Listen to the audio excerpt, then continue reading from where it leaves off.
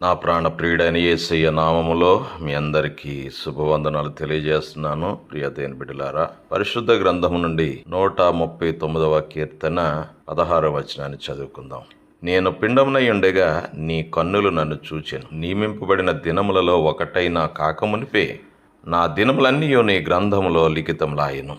మన ఆయుష్కాలపు లెక్క దేవుని జీవగ్రంథంలో రాయబడి ఉంది అని పరిశుద్ధ గ్రంథం స్పష్టంగా తెలియజేస్తోంది.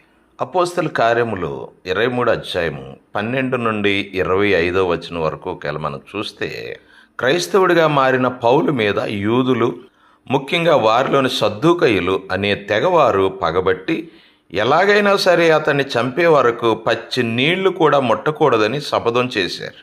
కోర్టులోనే కావలిలో ఉన్న పౌలును విచారణ కోసమని బయటికి రప్పించి ఆయన్ని చంపేయాలన్నది వారి కుట్ర. అయితే పౌలు మేనల్లుడు అది విని వెళ్ళి భద్రతాధిపతులకు చెబితే ఆ రాత్రి 2 శతాధిపతులు, 200 మంది సైనికులు, 200 మంది ఈటలు విసిరేవారితో పాటు 70 మంది గుర్రపు రౌతులతో భద్రతనిచ్చి పౌలును అత్యంత సురక్షితంగా వారక్కడి నుండి కైసరికి పంపించారు. నా ప్రియ దేవుని బిడ్డలారా, గమనించాలి, మన ఆయుస్సు లెక్క దేవుని గ్రంథంలో రాయబడింది. అంటే మన ఆయుష్కాలను తగ్గించే శక్తి కానీ పెంచే శక్తి కానీ మనుషుల చేతుల్లో లేదు అన్నది సత్యం. ప్రియ దేవుని బిడ్డలారా, ఇప్పుడు అందరికీ అందుబాటులో ఉన్న ఈ బైబిల్ గ్రంథమే ఆ కాలంలోనూ తోరా అనే పేరుతో అప్పటి యూదులకు కూడా అందుబాటులో ఉన్న ప్రతి విశ్రాంతి దినం నాడు వాళ్ళంతా దాన్ని చదువుతున్నా ఈ వాక్యం అందులో రాయబడి ఉన్నదని తెలిసిన సద్దూకయులు దేవుని వాక్యానికి విరుద్ధంగా పౌలును చంపి ఆయన ఆయుష్కాలాన్ని తగ్గించేద్దామని అనుకున్నారు.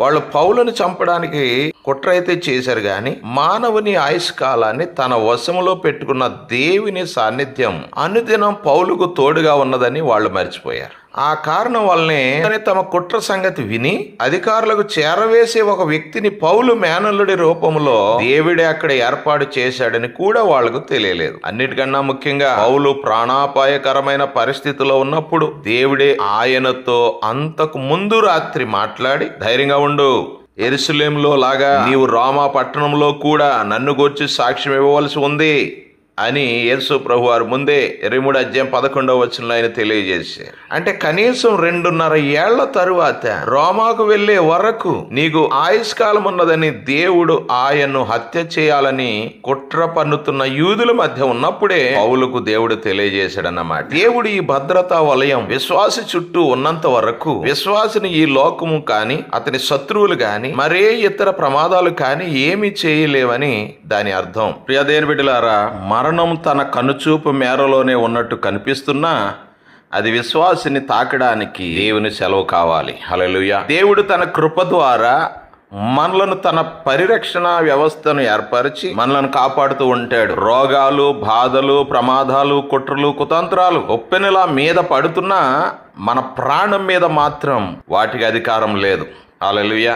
ఈ విషయాన్ని దేవుడు తన భక్తుడైన యోబు విషయంలో అపవాదికి ఆజ్ఞ ఇచ్చాడు. అవును ప్రియ దేవుని బిడ్డ, దేవుని కృపకు ప్రేమకు ఇది పరాకాష్ఠ. అందుకే శత్రుల భయంతో వాళ్ళ కుట్రల మధ్య సుడిగుండంలో ఉన్నట్టుగా ఉన్న దావీదుని కాపాడిన దేవుడు.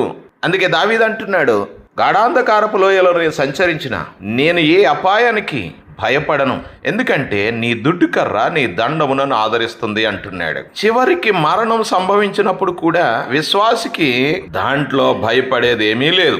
మరణం విశ్వాసికి ఒక గదిలో నుండి మరో గదిలోనికి వెళ్ళడం లాంటిదే. కాకపోతే ఆనందం ఏమిటి అంటే వదిలేసే గదిలోనూ దేవుడు విశ్వాసి వెన్నంటే ఉంటాడు. మరణాంతరం అతడు ప్రవేశించే క్రొత్త గదిలో కూడా అతనికి స్వాగతం ఇవ్వడానికి దేవుడు ఎదురు చూస్తూ ఉంటాడు. స్తోత్రం చెప్పండి. హల్లెలూయా. ఎంత గొప్ప విషయం ప్రియ దేవుని బిడ్డలారా. నీ మరణంలో ఉంటున్నాడు, నీ దుఃఖంలో ఉంటున్నాడు, అంతేకాదు నీ వెళ్ళబోతున్న స్థలంలో కూడా దేవుడు నిన్ను ఆహ్వానిస్తుంది. ఆ ఆనందంతోనే పౌలు మనం బ్రతికినా చనిపోయినా ప్రభువారమే అని ధీమాగా చెబుతున్నాడు రోమాపత్రిక 8వ అధ్యాయం 14వ వచనంలో. నా ప్రియ సహోదర సహోదరి, ప్రభు కోసం బ్రతకడంలోని ఆనందాన్ని అనుభవించడానికి వాడికి ప్రభు కోసం చనిపోయే ధైర్యం ఉండదు.